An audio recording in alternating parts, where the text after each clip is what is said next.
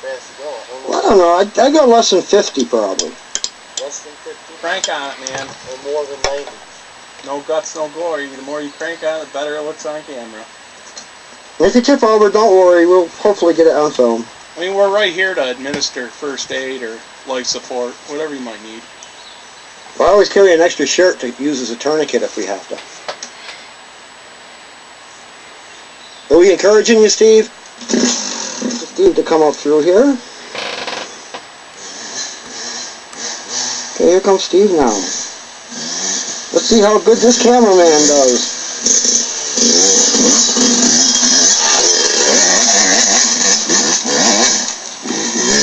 Good job, Steve. That was pretty decent, eh, Dave? Yeah, I got right up good. Waiting for Dave to come up. Here he comes now.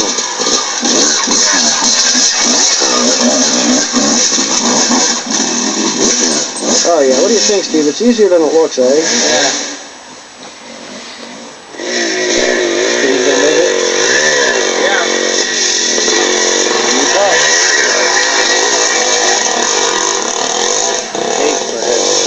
Piece of cake for him.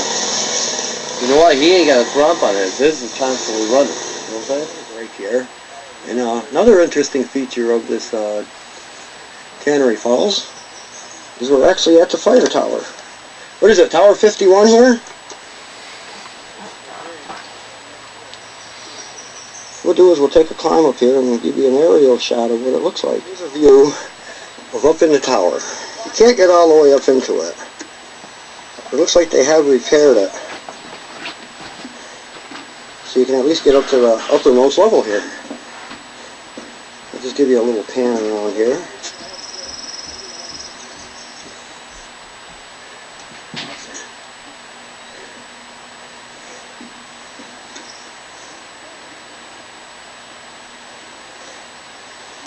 This is quite the view here, eh? Oh, beautiful. Yeah. And I can see why they put a tower here. You can see all over the place. Well, I don't know why I want to take this down. Wouldn't this be good for like a smoke tower? Yeah. Well, if you really wanted to do something, you could use it for bungee jumping. It'll give you a shot, see how high we actually are. How high we are. Hey, dude! This is a bit high. Oh, I don't know, that's what they look like from here. This is pretty cool. But you know, whenever you go riding, there's always some kind of interesting thing. Either man-made or natural. Here we are, slightly stuck in the mud. What do you think? No,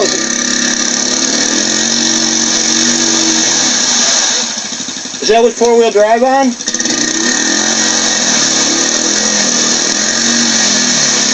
trying to get himself run over.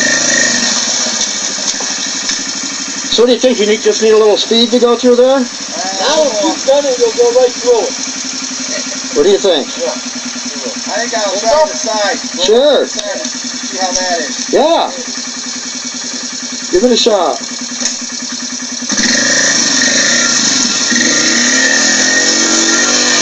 Oh, a little sideways spin there. Ready? Uh-oh. Go! I got my hand ready here in case the mud's coming. They're automatic mud deflectors. You put your hand over the lens quick. Alright,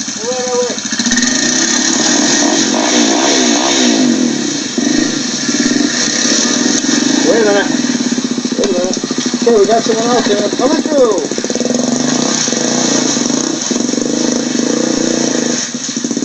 Oh, yeah. Yeah, that was pretty good. One of the time was right mud puddle. He says he's going to go right through the middle.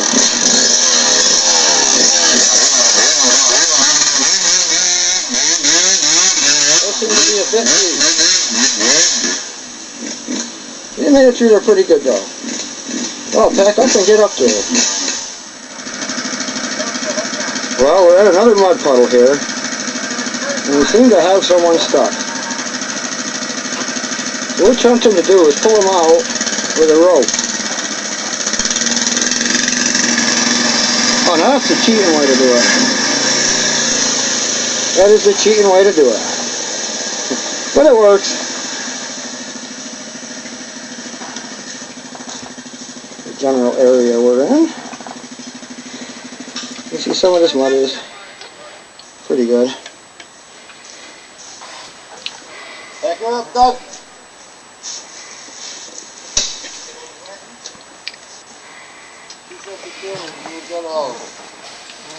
Everybody having fun?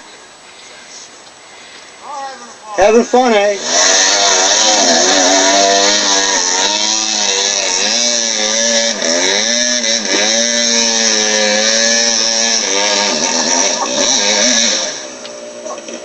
Okay, what's so funny?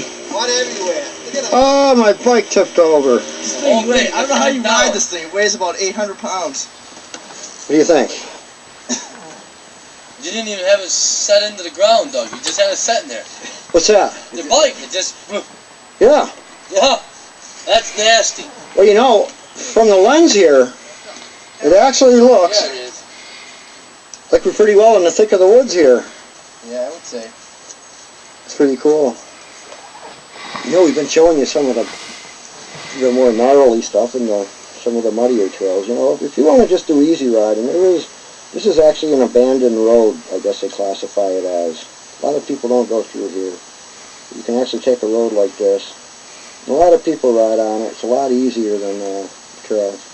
If you don't have as much experience, you know, going over the rest stuff, I mean, you can also come here and ride these easier. These roads usually loop around.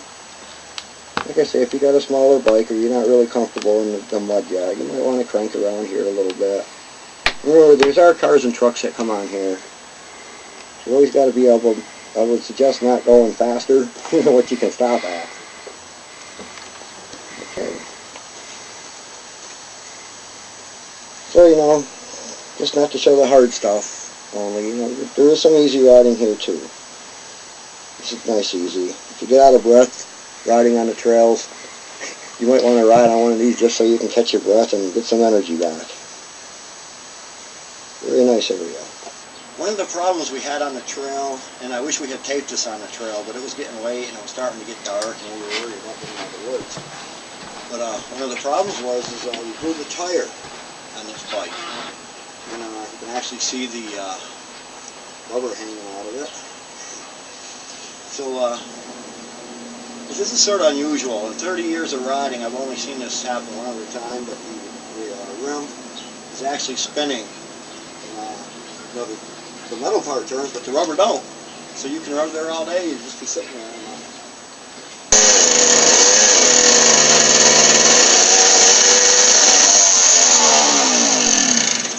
So you can see no matter how much you try to go, that rim's just going to spin on that rubber tires.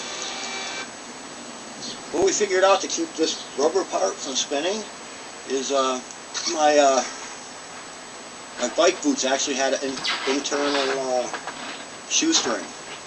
A lot of boots have these. They actually have laces inside so you can tighten them a little more or adjust them to how you like them. So what I did was we pulled out, a few other people had shoestrings.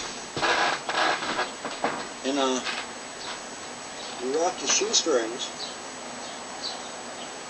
actually because the wheel's spinning this way, put the shoestrings right against the nipple here, one of the spokes, and tie it around a few times.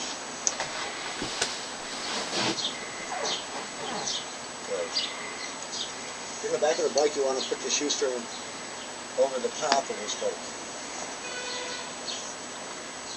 And we had enough here to wrap this around because other people had shoestrings. We tried one and it didn't work. It ripped right off. So what we did was we did this again and we put one on the other side. We put it right against the spoke so it wouldn't be moving, like I said.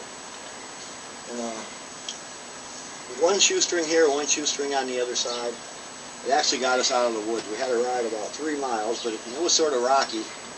You had to get off and push it up a couple of the steeper hills. So that's one way. I mean, if you didn't have no shoestrings, you could maybe even use monkey vines or something, anything to wrap around here. Bungee cords might work, but you really have to take it easy on it. Another way you might get it to go if you had absolutely nothing, and you could get the tube out. You could actually cut the tube and use a tube to tie it. Like I say, you have to have at least two, one across from each other. But if you can get 4 or 6 or 8, it's really a lot better and less likely to spin on you.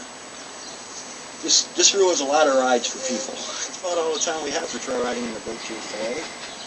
Hope you enjoy the show. Once again, I'd like to mention we're at Tannery Falls in Savoy, Massachusetts. It's a state park. Riding is allowed. They say you're supposed to have an ATV plate, but they're cheap. It's $40 for 2 years. So that's pretty good. And you don't get no hassles from the rangers, hopefully. And so I hope you enjoyed the show. See you next time on Trail Riding in the Berkshires.